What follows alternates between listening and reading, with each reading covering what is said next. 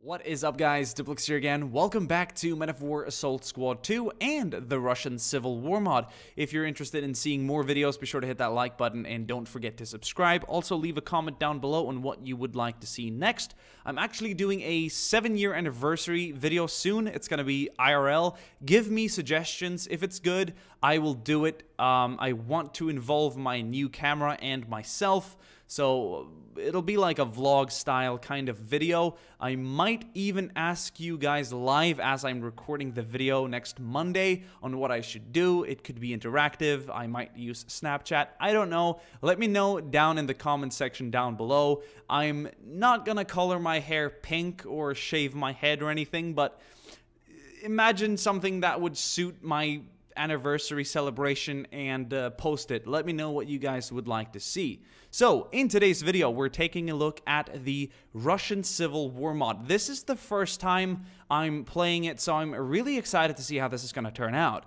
Now, what's really interesting about this mod is that it features units and nations beyond just the internal Russian Civil War between the imperialists and the Bolsheviks, the White Army and, of course, the Red Army. So it comes with Ukrainians, Poles, Latvians, Estonians, and other sort of Russian army formations.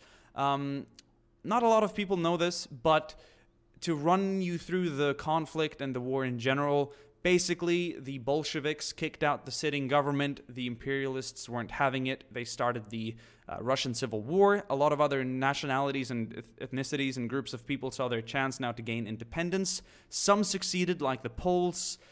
Some failed, like the Ukrainians. And this obviously led to sort of sub-wars or smaller wars, part of the greater Russian Civil War, like the Polish-Soviet War and the Ukrainian-Soviet War. It's really interesting because these conflicts started after the end of World War I, and they're kind of overshadowed by the Great War. They're not given a lot of attention, and you don't really think about them when you say early 20th century. You just really do think about World War I. So you had French, American, and British troops fighting against the Bolsheviks together with their former ally, the Tsar.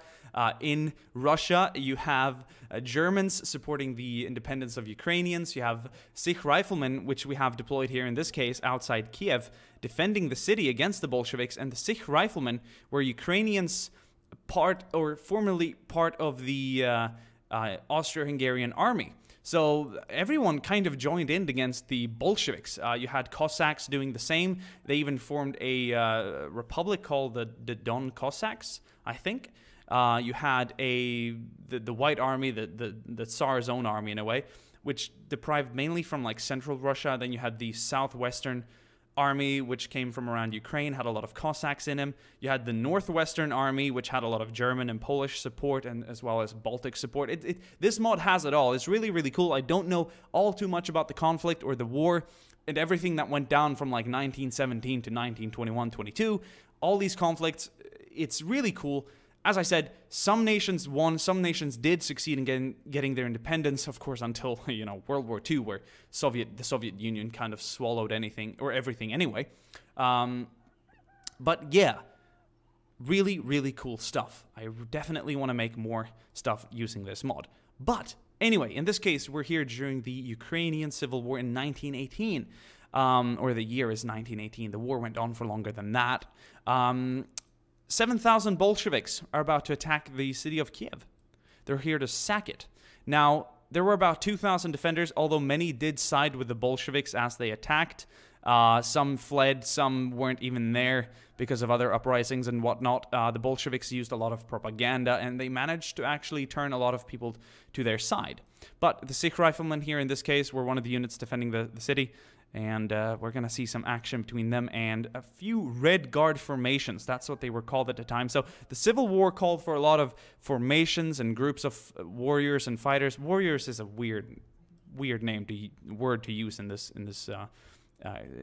case. But different army group formations and different like regiments and with different leaders and stuff. A lot of it was based on political leaders and in different areas and ethnicities and whatnot. So we have like Red Guard formations from Moscow, from Bryansk, from Kharkov, from Petrograd, different cities different towns, different areas of Russia having their own leaders, their own attackers. So it's really cool because at an early stage, there wasn't really just like this one army with one army formation with one central command. And those for the Ukrainians in this case, who had different army formations, different regiments with different leaders, different ethnicities, different religions. There were a lot of like Jewish soldiers and Orthodox soldiers and whatnot. So, or Orthodox Christian it would be a better word for it, since there are Orthodox Jews and whatnot as well. But here we go. The battle is on, and yeah, this mod has it all covered, just like a bunch of different units. So during the Battle of Kiev, I'm not sure it was this violent and this graphic, but when you're doing a Men of War video, you kind of have to get things going. It needs to be a little crazy, it needs to be violent, it needs to have a lot of soldiers fighting, and that's what we're getting right now. This is the first defense line. This map will be part of a future campaign mod that will be released for the mod made by Gemtech Studios. So look forward to that as well. I'm happy to have the map and to play it. That little lag spike there is another wave of Bolshevik soldiers attacking. Let's take a look at the attackers here. Their first wave was not very successful. They've had to pull back in some cases. They have a few machine guns still opening up. But the Ukrainians are doing really good at holding them back. Oh, we have a commissar here with the black leather jacket and the little hat. What a true commissar. What a true Bolshevik. It looks like he would instigate a factory strike any second. Yeah, look at him there, together with a Red Guard commander. Oh yeah, side by side, a political soldier together with a army soldier. That's cool. Over here on the Ukrainian side, we have the trenches filled with Sikh riflemen and a Sotnik. A Sotnik is a name for a sort of like a Cossack commander. And in this case, a lot of the Ukrainian army formations at the time were Cossack forces and whatnot. So that's really cool. You have the red Haidamaks, I do believe they're called Haidamaks, and then the black Haidamaks as well, which had different uniforms. Just really cool with all these different ethnicities and uniforms and all kinds of other things put into detail in this mod. So the first wave wasn't very successful. They have killed off a lot of the Ukrainians here defending. We have some artillery firing at the back there, but I do believe the Red Army soldiers are waiting for reinforcements so that they can continue the assault. Oh boy, they'll get him. A few machine guns are still active. So yeah, I couldn't find any substantial information about the sacking of Kiev in 1918, but it was a battle, and it apparently did involve thousands of soldiers. So I suppose it's not entirely impossible. So we're defending the outskirts of the city. We're not going to go into a sort of urban scenario. We're going to try and hold them outside the city, because once they get to the city, it'll be not too late, but you know, you're going to take a lot of collateral damage and stuff. So it's always important to try and hold them outside. Another army wave has been deployed.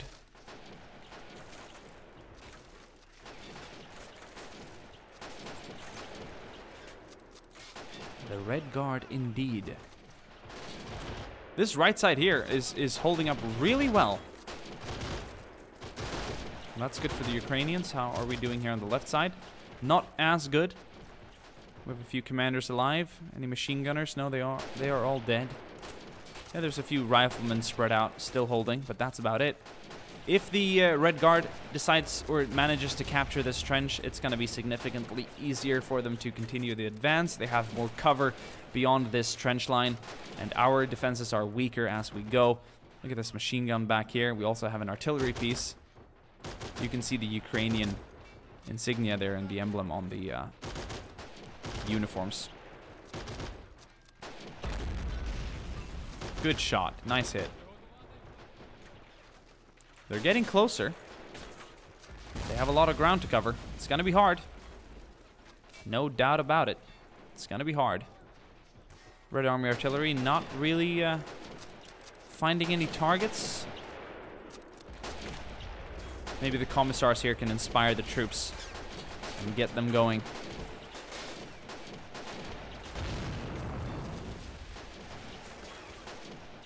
This is the first time I'm seeing such a big hold up here to the Red Army advance. They're not as strong as I thought they'd be. Some are even pulling back. What a disgrace. Yeah, we need to deploy more Red Army soldiers here in order for them to be able to push through and take the first line of trenches. But yeah, during the battle, about 2,000 Ukrainians defended the city. Not entirely sure about the fully specific numbers, seeing as some deflected and some retreated and whatnot. And about 7,000 did attack. So we're going to be seeing a similar ratio of attackers and defenders in today's video. But as always, we're deploying people in waves. So right now the Red Guard are being held off. This is interesting. This is the first time I'm recording, but I've tested the battle many times just to make sure that all the timing is correct and whatnot. But I've never seen such a steady Ukrainian defense. The Sikh riflemen are doing a very good job at holding back the Red Guard. And I'm telling you, I've not seen this kind of defense previously. Or maybe the Red Guard is slacking or lacking. They're just not. I don't know. You know what I mean?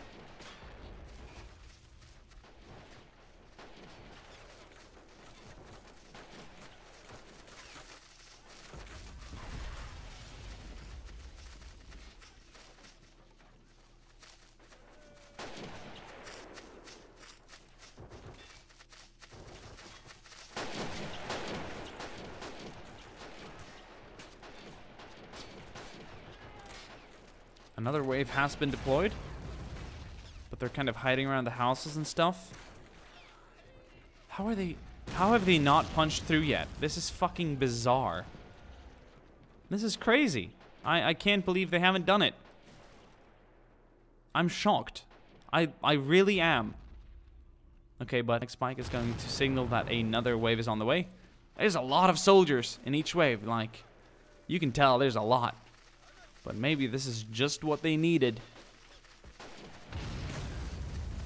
Ukrainian artillery doing good. They had 3 batteries defending at the time. The Russians attacking, or the Bolsheviks attacking, had an armored train part of the battle somehow. That's really cool when you think about it. And of course, I think 1 artillery battery as well. So they've done some damage to the Ukrainian defenses prior to the assault. It would be really cool to have like an armored train be part of the battle more significantly. But yeah, now this looks like it'll be the breakthrough wave. Maybe I've just forgotten about the previous Red Guard progress and how long it took for them to break through. But I feel like the Ukrainians are doing substantially better. We might even get an unhistorical result by the end of this battle. They might not just break through. They might be saved in this scenario. We'll have to find out. Here comes another wave. Oh yeah, now they're really starting to gather some manpower here. There's no way the first line of trenches is going to hold this one. Look at the commissars running into battle.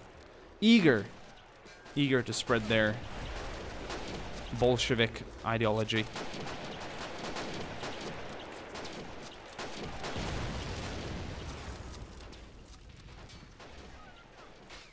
So yeah, there's an interesting game coming out, which is a steampunk variant of the Polish-Soviet War. I've followed it for a while. I'm not entirely sure what it's called. Something with iron. I think Iron War, Iron Front. No, I can't remember exactly. But it does look extremely interesting, and I definitely want to get my hands on that. I can tell you right now that there's going to be some exclusive Gates of Hell content coming up on the channel as well soon. And I'm launching a Donbass Crisis series. I've said this before, but yeah, we're getting back into the historical stuff very soon, guys. So yeah, stay tuned for that. So the Bolsheviks keep coming. They're still very much attacking. This is really interesting. Ukrainian artillery at the back still opening up. How are the Russian guns doing? They seem to have been disabled. They've not been to great use here for the Bolsheviks during the fight. And now you can see a huge storm of Red Guard soldiers attacking across the open. So, other factions that gained their independence at the time was Estonia, Lithuania. I think Livonia was kind of its own little thing. Poland did as well. They did sort of win the Polish-Soviet War, didn't they? Or yeah. Ukraine didn't, so Ukraine was obviously part of the Soviet Union afterwards. But if I'm thinking correctly, I'll try and remember the starting map for Hearts of Iron 3. And of course, Poland is independent, so it's Czechoslovakia and the Baltic countries, all playable at a start.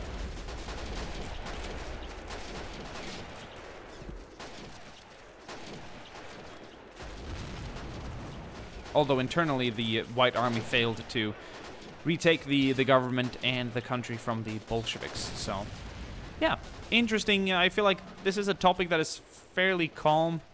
Like, it's not like the Yugoslav wars or anything. Like, I feel like you can talk pretty liberally and casually about it.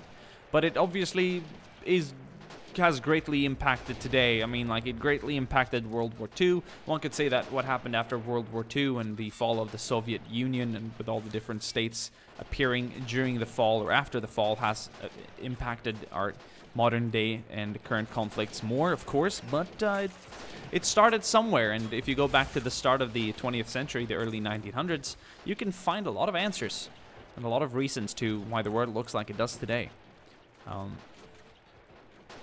Yeah, well, the Bolsheviks have captured the first line now, the first trench line. Good for them, but they still have ways to go. Oh, look, Ukrainian army reinforcements trying to arrive here to the trenches to defend, but they're going to fail in doing so. We're going to have more Ukrainians line up with their comrades back here. They're going to occupy the trenches. They might even try and counterattack, so more Sikh riflemen arriving to the field here. Yeah, the Russian army has come to a bit of a halt here. This battle went on for 3 days, so if we cannot get a Bolshevik victory here, it doesn't have to be an entirely unhistorical victory. This could simply be the first day, the first failed attack, or the first day of, you know, insignificant gains. They simply didn't sack the city quite yet. I like the map though; it's nice. It has a vanilla feel to it. Not overly detailed, but not lacking in detail either. It just performs well with this kind of number of soldiers, so that's cool. That's cool stuff. Real cool stuff. Oh, artillery. Oh, they're just moving in. This is just an adrenaline rush. This is just I'm just feeling joyous. I'm just feeling happy beholding this combat right now. You know? It just feels good.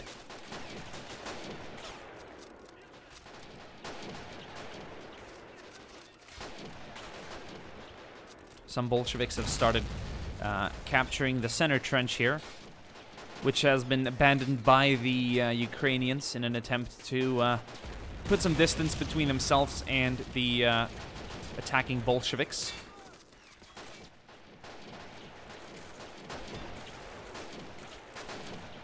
What an interesting period in time, huh? Truly interesting. Fascinating. With some Ukrainian artillery back here working on the attacking Bolsheviks.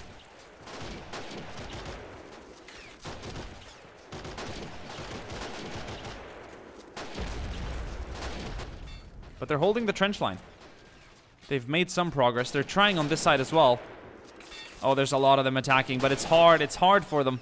They can't quite capture the second line yet, and reinforcements arrive to the front. We might have to do a continuation battle of this. Although I do believe that there are more Russian Bolsheviks on the way. We will simply have to wait and see. But I do believe there's more on the way. So it's not over yet. They're even pushing some of the Bolshevik. My name is John Bolshevik. Bolshevik. Yeah. V's and W's. Quite different. Oh, yeah, the Bolsheviks haven't quite had it yet. That's going to be another 100 or so soldiers storming into the battle's underway. I like this because we've come to a halt. The Ukrainians have partially taken back their first line. But no, they're not done yet. Oh boy, they're not done yet. They're here to support the brothers, still holding the trench here. Hoorah! Maybe if the flags made it a little further, you guys would have had better luck. This might be enough to push back the Ukrainians. What a great influx of soldiers. What a cool battle. And so much of the battlefield is still not yet used.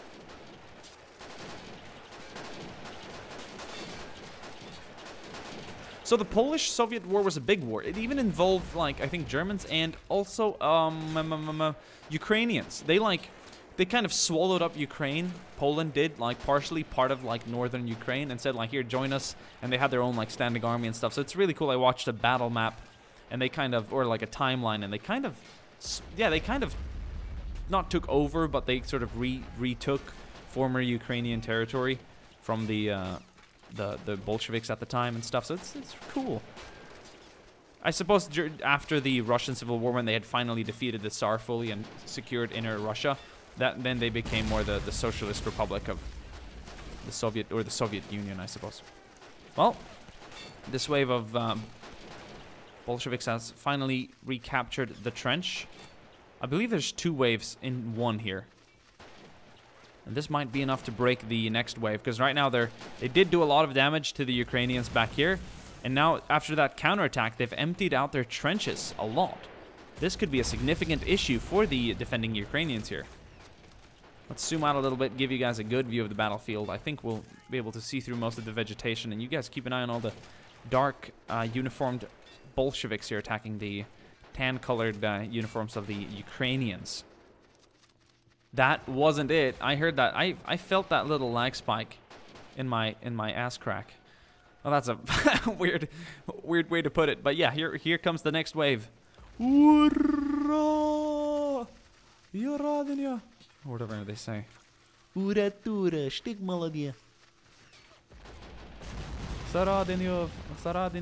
don't know. I can't remember exactly. But it's just, I'm just thinking of all the Men of War quotes. So that first wave is still punching through the lines. We've got some artillery to disable. There's a few good guns back here holding back an MG. And I do think we have an Austro-Hungarian / German supplied MG here in this bunker, which is going to be opening up on the attacking Bolsheviks.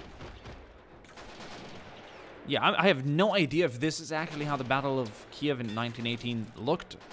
Because this is some serious war stuff. But if there was at least a few thousand defending, then we must have seen some serious combat. There's just not much documented. At least not on Wikipedia. You know, maybe I'm looking at the wrong source. Maybe I should be looking at something else.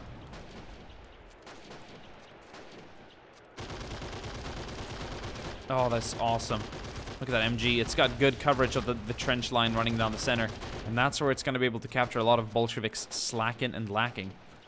Like, this is going to turn into a death line, or death trench. Now they're actually starting to gain some ground here.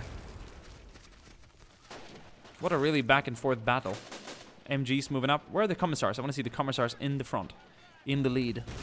The commissars. Look at this guy here. He's got a little documents, brief kind of pack on his back there. With heroic tales of heroism and Bolshevism and stuff from the glorious leaders that you can just pull up out of nowhere and quote, I suppose, to instill morale and fear into his own soldiers.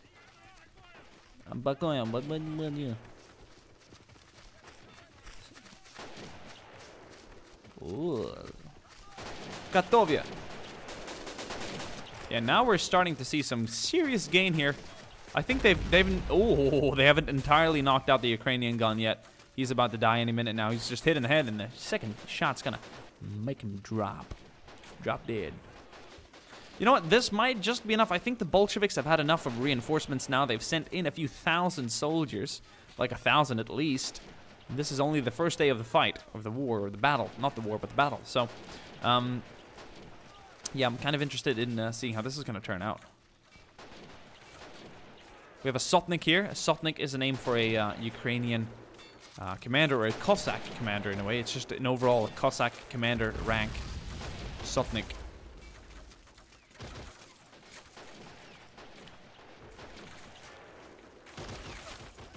Oh. Now they're storming down the center. We have another artillery piece back here, and of course the MG in the bunker. Both two very active guns that are still holding the right side here, but the trench has been almost entirely wiped out. We have a Sotnik with a pistol making a brave last stand there, but I don't think it's gonna work out for him. I think he's gonna die. Oh, he's gonna fall short and die. We have a few Ukrainians defending the city center here. It's looking pretty grim, though. It's unfortunate that the reinforcements stormed ahead. Well, it's actually kind of good because they tried holding the trench line, and they did kill a lot of Bolsheviks, but now they've exhausted their manpower. And the artillery gun back here has to be defended. The battery has to be defended by the garrison that was originally here. Oh, that's a big explosion. The rate of fire on this gun is insane. They're putting out a lot of rounds. Like, what is that, 10 rounds a minute?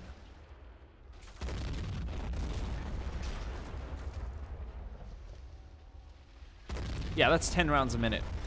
That's good. Good firepower. Quick reloading. Right now, that's really stopping the Bolsheviks on this side. Although there's a big area to cover. I'm not sure they're going to have coverage of the entirety that they so seek to do.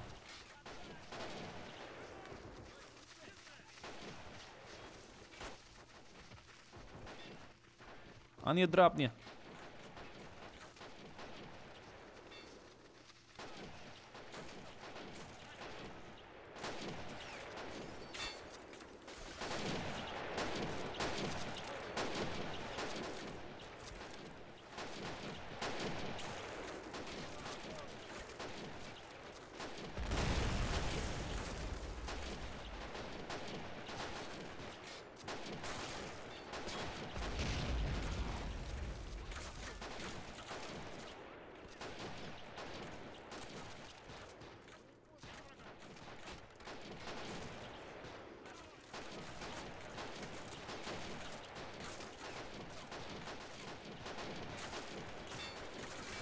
The artillery gun has stopped firing, still trying to acquire a few targets, but the Bolsheviks are getting really close now. Close artillery support's gonna knock out a whole area over there. That's nice. But this trench is almost... yeah, it has fallen entirely. So has the machine gun in the bunker. It is down. But this Ukrainian gun here is still working. I could pull the soldier away in an attempt to save his life, but I think he's gonna do more work and help his team or faction and goal and struggle more by standing his ground. Oh, he's gonna be executed by a... oh my god, he's gonna be executed by a commissar. Yeah, he probably did enough damage. We'll have to take a look at some of the casualties later. Very excited to see what kind of casualties we're looking at. Oh boy. So it looked really good for the Ukrainians at the start, and now the Bolsheviks are kind of holding it back. Who would have thought? Who would have thought? Or no, the Bolsheviks are kind of pushing them back, or the pushing forward. The Ukrainians are not as efficient and successful anymore, and this Orthodox church back here is going to be the final defense with a gun position onto the right side there, near a neighboring house.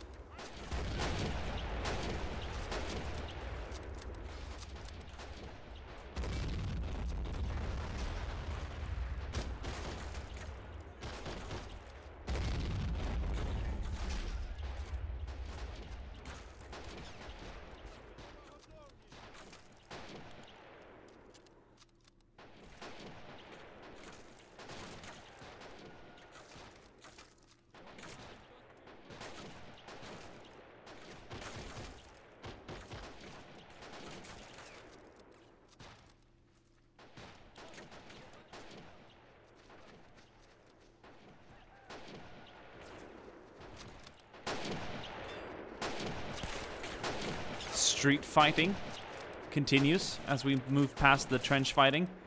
The Bolsheviks are not as aggressive anymore, though they've been held back a bit.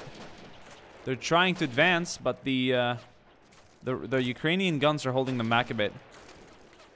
There's a few trench rats here still holding, but once they go down, they're likely going to lose hold of the entire center here, and that is going to forward the advance here of the Ziadas.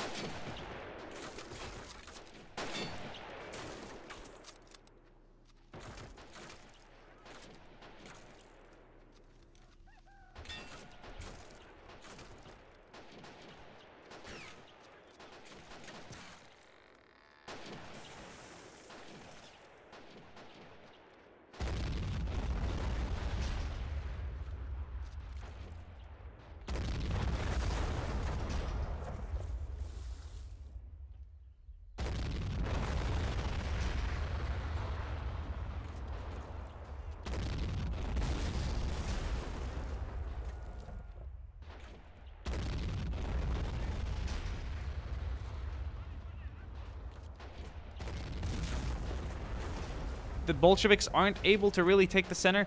They've lost their initiative and their manpower here. And the Ukrainian gun right here, along with the nearby soldiers, are still holding the area. So that's about it, guys. We're going to go ahead and wrap up the battle over here. Historically, this was a Bolshevik victory. They did sack the city of Kiev. But in this case, for this day, perhaps the start of the conflict, they're going to be successful at holding the Russians back, or the Bolsheviks back. So it's February, right? So historically it would have probably been colder with some snow and whatnot, but in this case it's a warm winter. It's a warm spring. So let's take a look at casualties. I want to first of all see how many kills you've got. 82. That's a lot. 82. What about you guys up here? This gun. 26. Not nearly as much. 85. So that's the top killer over there. Or actually, this one's got. No, it's almost there. 82 now. Cool. All right, let's also finish this by looking at casualties. We're going to mark the Red Army casualties in red and the Ukrainians in yellow. How appropriate. Wow, what a crazy fight. Up here, hundreds and hundreds have died. And then more so here into the city. I have no idea how many casualties were in general. I couldn't find any statistics of that on Wikipedia, but this has been a gruesome fight. Hope you guys enjoyed. Don't forget to like, comment, and subscribe, and I'll see you guys in the next video. Ciao.